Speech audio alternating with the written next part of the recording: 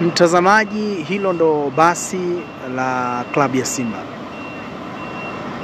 likiwa na stika maalum za mdhamini wao Betway, lakini pia likiwa na nembo ya klabu ya Simba mwaka 1936 ikiwa mwaka kuzaliwa Simba Sports Club. Anatoka uwanja wa Benjamin Mkapa. Hili ndo basi ambalo limembeba Jean Charles Ahoua, mchezaji ambaye amekosa nafasi ya wazi zaidi kwenye mchezo huu na kufanya mchezo kuwa mgumu mno. Lakini basi hili pia lilombeba pia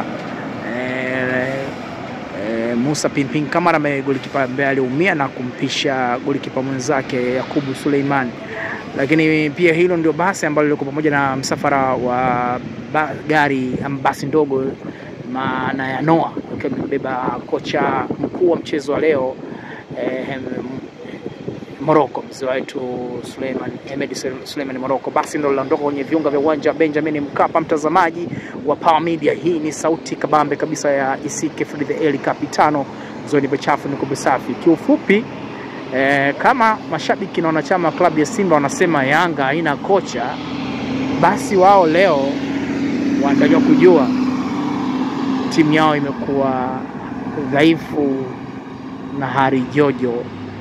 Kwa lugha nyepesi, Simba amekwenda hatua ya pili kwa dua nyingi. Ubani umemalizika kabisa maeneo ya Temeke na Ambiwa, lakini pia hudi haupatikani kabisa maeneo ya Kigamboni. Ni dua nyingi sana, lakini pia naambiwa rozali zimesomwa sana kwenye ibada ya jioni kuiombea klabu ya Simba iweze kuvuka mbele ya Gaborone. Hali haikuwa rahisi hata kiduchu, hata kidogo.